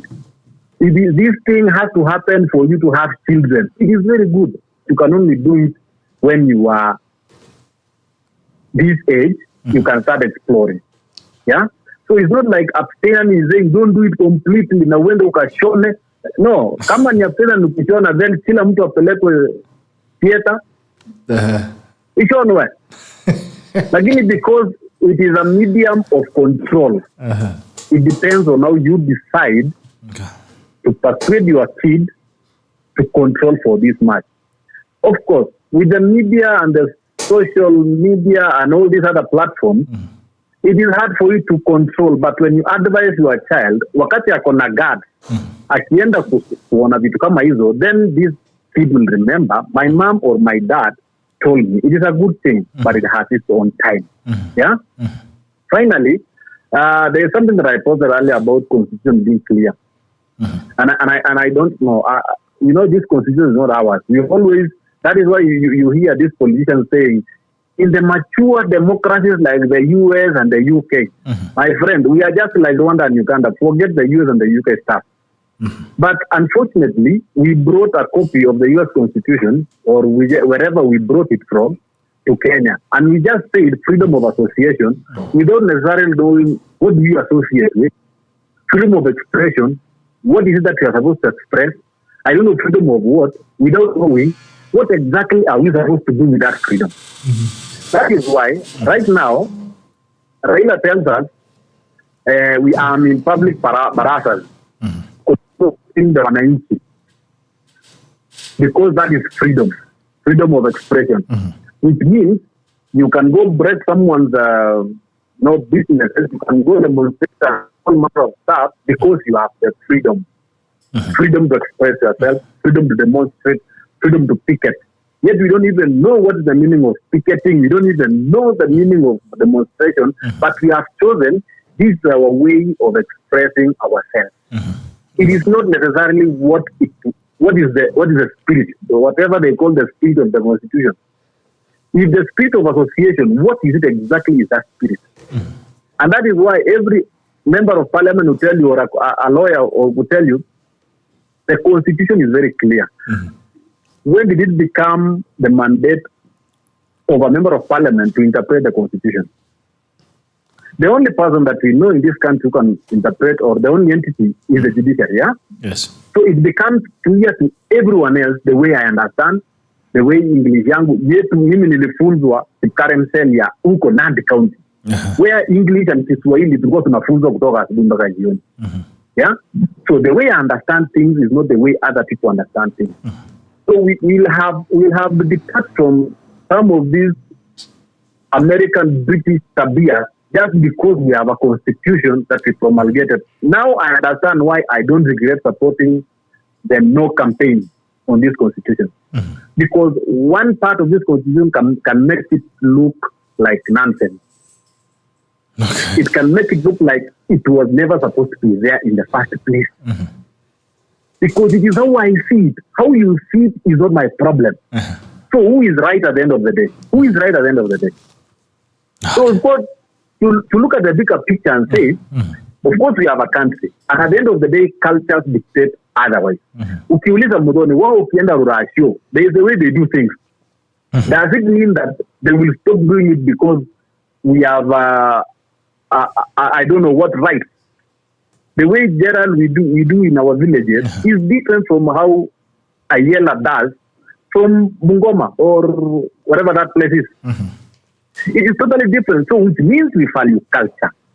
So there are some things that we come and say, culture does not dictate this, but it dictates something else. You subscribe to something else, and you don't subscribe to something else.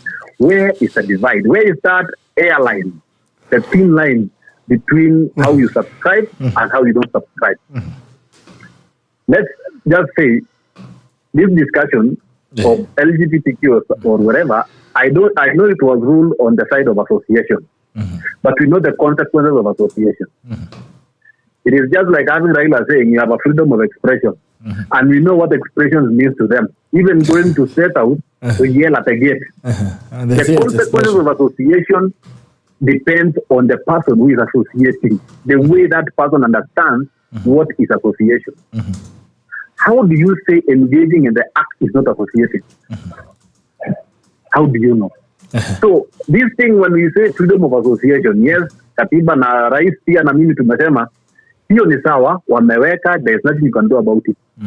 But morally, culturally, Kenyan-wise, that's unacceptable. You go, wewe exhaust waje itoe upepo, moshi mbaya kutoka kwa engine ya gari. Accelerator, wacha ipige engine. Simple and clear. Have a good day. Thank you. Wow. Can I say something? Like immediately. Let us start here. It does not matter, when it comes to morality, it does not matter how firmly I believe that my daughter or my son should wait until they're 30 to have their first sexual encounter.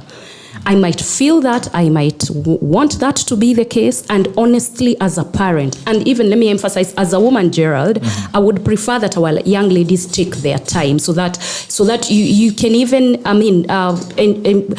like reap the fruits of sex in a positive way longer. Because the earlier you start, the earlier you get bored with it. Because when you start it when you're young, you don't even know the intricacies of it. You're not going even to go out there and do it in the way that it's supposed to fulfill you. So I am a proponent of taking your time before engaging in that. However, why my emphasis, Gerald, is that we need to get to a point and understand not everything is within our control, is because there's something she's mentioned. People with very strict parents end up becoming the best liars. We are pushing our children to start sneaking around on us. I would rather my daughter has the courage to come and tell me, Mom, I have a boyfriend. The way we used to tell our mothers, they would throw tantrums from here to Kingdom Come.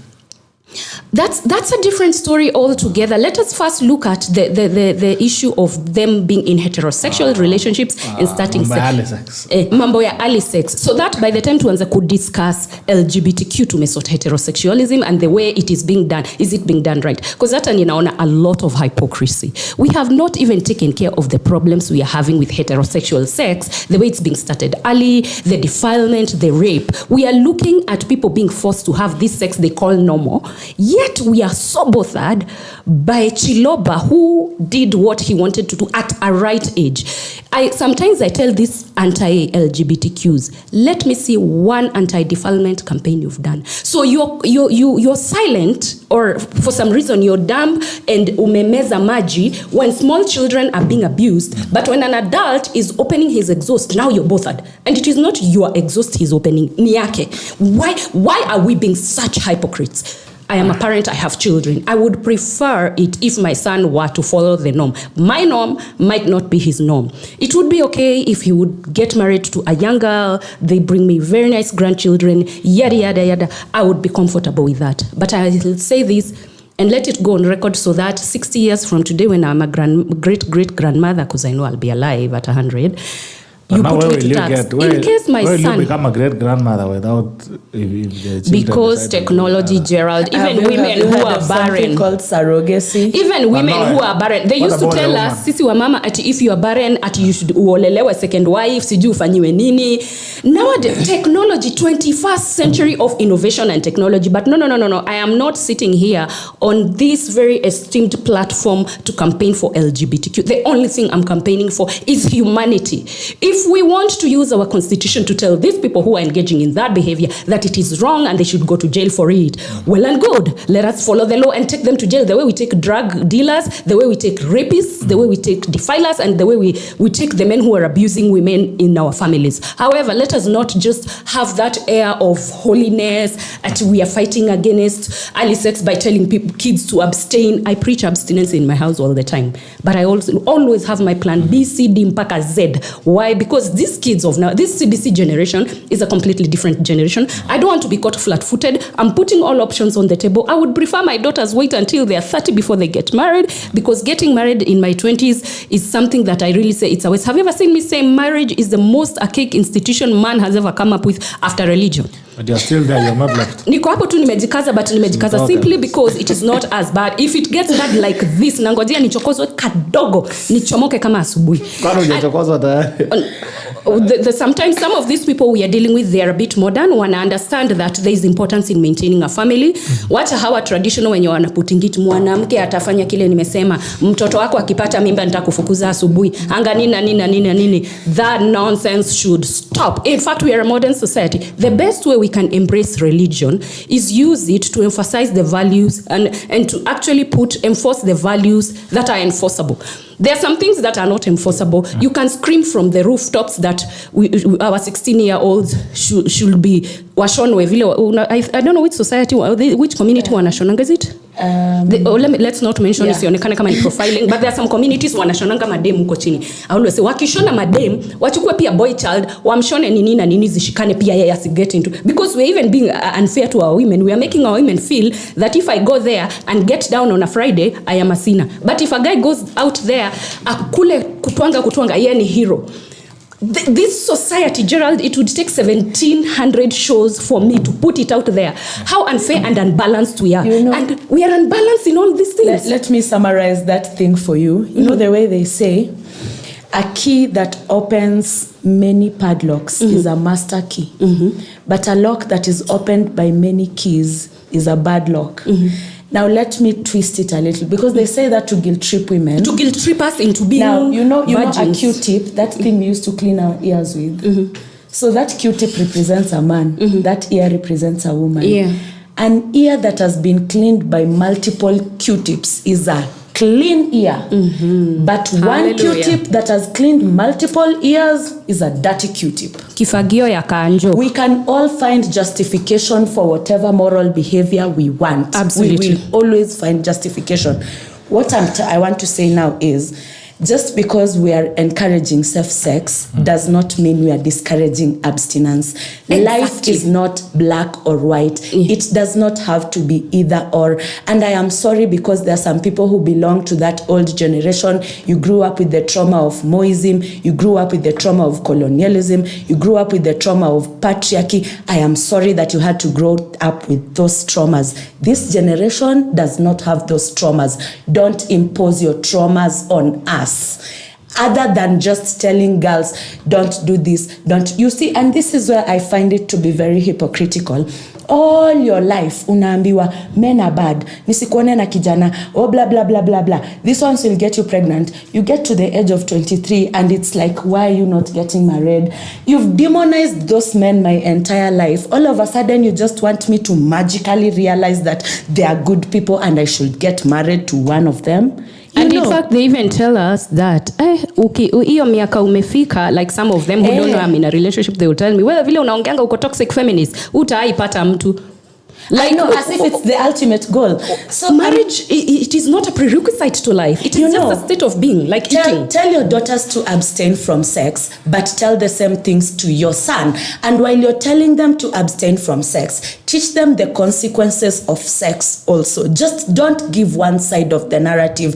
And if they are unable to abstain, mama, teach your kids how to practice safe sex. Kwa sababu ni wewe utaletewa mimba na ukimwi kwa nyumba, and then utakuja utuambie nini? You preached only abstinence in your house, ukasahau kuna condoms na P2.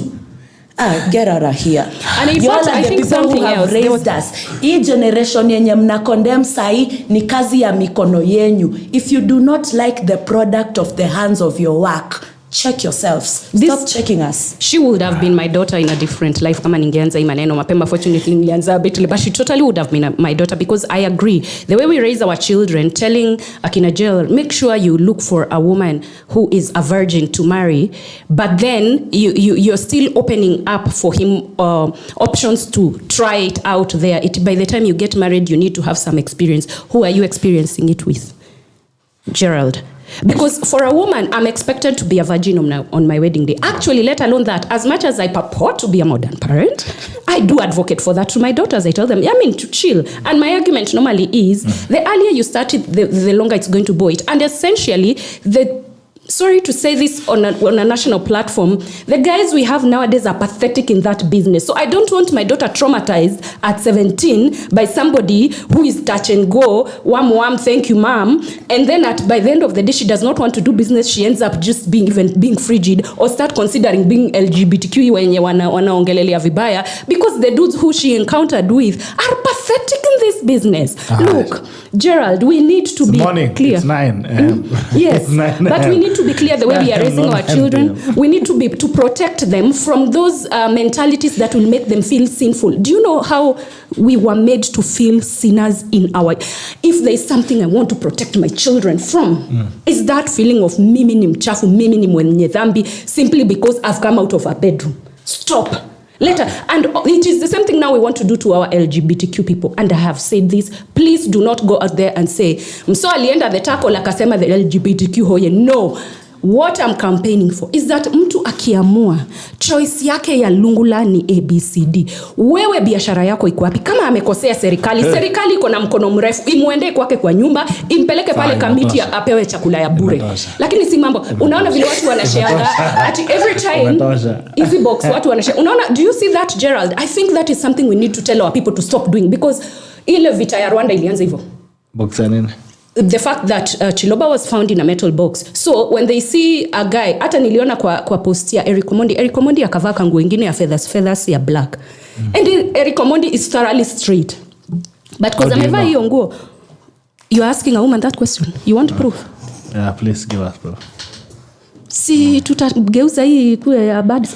Wacha tuache hivyo. Anyway, I don't know him at a personal level. I think you should offer a section for women power Wednesdays. Yes. Tunaongelelea hii maneno purely. I think I need to give a space for women to rant, because I see you're very traumatized. Yes. Women are very traumatized. Gerald, we are traumatized. I told you yesterday when I called it, tuko na PTSD, tuko na post-traumatic stress disorder mbaya sana ya generations and generation ya kuona grandmothers wetu, they even get raped in their own marriages. Unakumbuka those days women used to get raped in marriages. Bwana akikuja umwambie leo nimechoka, my friend, utanyoroshwa nyoro. The next day you are waking up to prepare breakfast for the children, unatembea hivi ni kama uko na umekanyaga thorns. And these are the same people who are telling us we morality, yada. But the things they are doing heterosexually in the privacy of their bedrooms and in the privacy of their rumu, pale rifarori, zile rumu za 300. The things they are doing there, Gerald. Hey, my friend, it is public knowledge. I feel like standing on top of the table. The hypocrisy, and let me tell you this. The hypocrisy, and I am speaking as a staunch Catholic, the hypocrisy of the Catholic Church. Hallelujah, girl. We Preach. both know about the sodomization that goes on within the institution. Yes. Can y'all get off the back of the LGBTQI community? Same WhatsApp group. Tusidanganyane huku nje. If we are saying the truth, tuseme ukweli. I think they're even the ones who've made it. Tuseme ukweli. If it started anywhere, it started huko. with Catholic priests. Haikuanza na normal people. Yes. It started with Catholic priests. I agree. But we are not ready for that conversation kwa sababu kazi ya Mungu haina makosa. I mean, I'm thinking and that is my tackle of the day. In fact, I cannot even begin with my tackles of the day because they are 76. We need to drop the hypocrisy. I want to protect my daughters. I want my daughters to grow up in a safe world. So that is why I teach them condoms. Me teaching them condoms does not mean I'm telling them, amka uende ukaitumie sahi. Let me tell you, you should come to my house silently. Usikize tu zile tunaongeanga. Abstain, baby. If you can't wait. If you can't wait, come we talk. Like you give them that freedom. People tell you when you give your daughter freedom to tell you I have a boyfriend, mommy, and I need to start getting down, ati sasa ndio unamu-encourage. Let me tell you something. Hata wenye wa mama zetu hawange tukalisha chini watuambie this is how you open your legs. Bado tulienda tukafanya hiyo maneno. Si ndio Gerald? You don't need to be taught ati it is biology. Kwani nyinyi watu mmetembea dunia gani? Hii kitu ni biology. Like that. Wewe umeanza kufika 9 p.m. 9 tutaanza show ya usiku. Kwanza saa 4 usiku mfanye vitu yenu. Wenye kunaenda. Yes, because we need lazima to protect this society. And the way the moral fiber is like she's saying, haianzangi kwa barabara. Inaanza kwa nyumba zetu za worship. Umeona ile drama ina happen na Kikuyu gospel artists lately kwa online. Have you seen that, Gerald? Have you seen the kind of things those people are doing? Then they come and tell people like me, who is an atheist, that wewe ulitoka kanisani utachomeka. The things that you are doing, I'm not even doing. And I'm not even a religious person. The exposure to sex that you people are having, the videos that are coming online of you church people who are bitching against LGBTQ, the nudes that you are coming out of you people. Me hata sijaipigwa nude. I should take a nude also, I think. Zingine zinatoka kwa waokoki wenye wana preach ati nyinyi ndio mnaleta ati mambo ya West. Nudes ni mambo ya Africa. Kwanza why are we being hypocritical? Kwa huyo mtu mwenye amesema ati tuache maneno ya westernization. And you're using a mobile phone. No, wait. Where did Christianity, that Christianity you are defending, where did it come from? Technology. Was it African? Kama tu amtaki mambo ya westernization, let's go back to praying, facing Mount Kenya like the truthful men. Sisi wote tuende to face Mount Kenya, tuende kwa rivers. Sijui watu wangu kama walikuanga wanaenda kwa Crying Stone pale Kakamega. Let's all go back to African cultural worship. If we are saying no to westernization, let's all go back to African cultural worship. Tuanzie hapo kwanza. Alafu hizi nguo pia tumevaa tutoe. Turudi kwa sisal skirts zenye zilikuwa zinafunika nipples na pubic hair peke yake. And then now let's start talking about morality. Alafu after that, Gerald, you go and start hunting lions. You go and men will go hunt lions. What I want to do is I want to get you guys counselors. I realize that women are very traumatized. True. We are traumatized and we need to have this conversation more. Kuna hospitali huko inaitwa Chiroma, kuna madaktari wazuri wa counseling. Tutakuja siku moja na Frank Njenga, Gerald, tuangalie. Yes, Frank Njenga, because Frank Njenga, I think women are very traumatized. We are heartbroken. Poleni sana kwa hiyo maneno. Na kwa sababu ya tunateswa kwa bedrooms, alafu kuku nje wenye wanatutesa huko kwa bedrooms ndio wana preach morality. Na sasa hizo my friend hatuwezi pikia watoto breakfast. Gerald, I've told you the things our grandmothers used to go through. Okay. Anyway. 34 minutes past 9 a.m. Oh gosh. It's been a pleasure. This has been the Sheria Wiki edition of the Friday. But I also want to give a rider that we all agree that you don't want, you're saying you also don't want your children to be influenced by a different culture, either positive or negatively. And I think that's where we also need to agree. Yeah. That every other person, mahali kila mtu anafanya vitu yake ufanye hapo na utulie. Usisukumilie watu wengine. Usituhubirie. Sisi hatuhubiri zile vitu tunafanyanga. Tunafanya kivyetu, tunarudi, tunavaa nguo, tunakuja hapa nje. Hata nyinyi mambo yenu mnafanya, kila mtu afanye mambo yake. So that na wasituharibie watoto. Person is able to protect their own space. Yeah. Like you're saying, you're an atheist. she's Christian, you should not overwhelm her with your atheism. Yeah. Or you should not impose it on her. And I should not and you impose should my not impose your Christianity Christianity on her. Yeah. The same when it comes to sex, don't impose your homosexuality on us. Yeah. And will not also impose our heterosexuality on you, because that's your business. Go and do it wherever you can do it. Don't preach to us, because if we talk about every other person trying, because the problem that I have with this thing, and I'll be very honest, is the campaign feeling that's coming with it. It feels like a campaign, and you can see the way people are investing money in it. As she was saying, why would you invest money in a culture that someone can practice in their own safety? Allow me, as much as we are closing, to explain that it is the same way feminism is being seen as something that is ruining marriages. It is just people trying to protect themselves. That the fact that I'm like this, I'm not campaigning to make you be like this. I'm just campaigning to make you stop feeling like I deserve to die. So that's the way Gerald, yeah, because if there's a culture of abuse, again, that's agenda. Yeah. Because not even men are being abused. Yeah. And right and all that. Yeah. If there's any case of abuse in that level that comes out and harms the person, then we can speak out and say this is wrong because it's harming someone. Yeah. But if you can practice your own person, because that's very personal. Sex is a very personal thing. Yeah. You can have it in your own space. Yeah. I mean, you don't tell us if you had it this morning or you didn't. Yes, Lucia has told us, and we're having a conversation. You can only tell by the glow. Yeah, I can tell you did. So you're not bringing it out. So every other person, even these people, ladies and gentlemen, should be able to keep their game to themselves. I agree. So that we don't have to start fighting over it and all that. Or making other let's people make uncomfortable. it the basic rights, human rights, not about sexuality. You see, basic. Gerald, So that's why if your rights as a human being are being violated, if you're being Threatened beaten, come on a pig. No, but also why are you being, because you want to impose your own preference. You prefer to have a fellow man, don't impose it on us. Do it in private. Gerald, I would say, I want to disagree because in with Kenya, you towards honestly, the end. Lucia, I want you to tell me in this country where homosexuals have been beaten. You remember that Chiloba case? When it came out, everyone was up in arms. So the Kenyan community is against LGBTQ. They have killed Chiloba, they have done this. But when it came out that it's the fellow LGBTQ, whatever, gay guy who had killed him, everybody went quiet. Gerald, it was not a gay guy, it was a married guy like you. So hata wewe but you see, they were having, because me, I don't have a... It was a kawaida guy who you could not have suspected. No, that is a gay in a closet. Gerald, that was a closet gay, and a lot of people are closet gays. And at that time, I remember even writing, I'm like, no. Notice Chiloba had done very well in modeling. Ebu fuatilieni kitu mtapata nido. Somebody commented on my post, why ni mkikuyu unaonanga tu pesa. It's true, I'm a Kikuyu and I'm very money-minded, but I sensed that we have not gotten to that level of gay hate in Kenya to kill people. However, people started perpetrating that every time ati Eric Omondi na nim straight akivangwe ya dem-ish na ilikuwa trouser ati unaona watu wanaanza kupost metal box kwa status yake.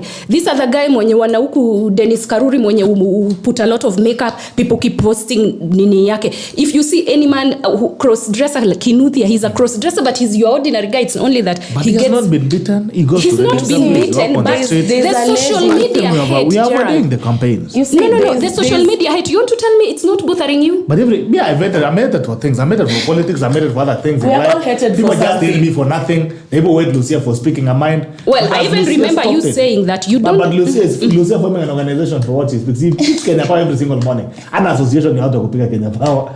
So this is the point. Let everybody be in their own spaces. Don't try to get into other people's Gerald, this is why I said, I think this entire misunderstanding is just coming from the way the narrative has been told. And this is what I am saying. And I understand the LGBTQI plus community, and I get that you people kind of feel marginalized and are in some instances targeted. I know of a lesbian lady, I think in Nyeri, her name was Sheila, who was killed for actually just being a lesbian. So that was a real legit case. I remember Jerry Wamigwi really campaigned. Yes, you remember that. And then there's another transgender lady. I don't remember her name. I don't remember her name well, but she was also killed for being trans, for presenting as trans. So I get it, that those honest concerns. But to be honest, I think this whole narrative has been told in a way that reduces an entire human being to just sexual intercourse. Exactly. And my suggestion is, rather than advocating for gay rights, can we advocate for equitable treatment of the LGBTQI community? Because that then shows me you're a human being who deserves to have life, who deserves to have freedom of expression and freedom of speech and freedom of association, so that I am treating you as equal as I would treat a cis heterosexual human being. Exactly. But when we say gay rights, does it mean that those are different rights away from human rights? Yeah. So No, the basic thing. it's the way we say human rights. And yes, Masai may, but it's the way we say women's rights. It does not mean that women's rights are different from human. You know, I'm a campaigner of women's rights, and that's how the LGBTQ thing kind of affected me, because I looked at the way women were being denied a voice is the same way we are denying these LGBTQ people a voice. Right. So when we say gay rights, or when they say gay rights, I'm not gay. It's not a bad thing to be gay, but I'm not gay. Right.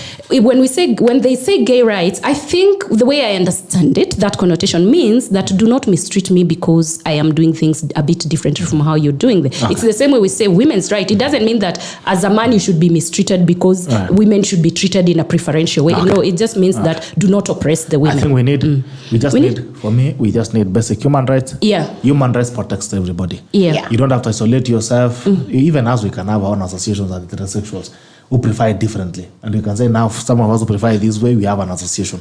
I think it's very unnecessary. Let's have basic human rights. It covers every other person. Yeah. And the fact that you're seeing those behaviors, people cross-dressing and behave and coming out to be gay, it means that we are very tolerant as a society. So what we are saying is don't start a campaign. Don't influence us. Don't influence our children. Let everybody do their things in their own personal space and let every other person respect their boundary. Because also that law also protects us from your maneuvers. Yeah. It protects us from your overtures. She can start even to start a cult of other things. But she should not be able to influence over us and do crazy things. And you want to be recognized by the Constitution. I do. All right, that is it. We'll continue this conversation again another day. Naona nimeambiwa ati fungeni show. Tumaliza activism twende. For 12 minutes past 9 a.m. It's been a pleasure having you. Thank you ladies for coming on board. Let's go on and tuulisema unataka wa mama. Kwanza mtuanika pale tutabaya sana. Unakuja kutufanyia mambo. Thank you so much for coming in. It's been a pleasure having you. For the guys who have joined in as well. Conversation. Wow. See you again on Monday on the Common Sense edition. But on Sunday, we come back, of course, with the Men Only show in the evening with Silas Nyashwane and Jacob Aliet. We speak about issues that touch on men only. All right. Until then, bye-bye and take care. See you.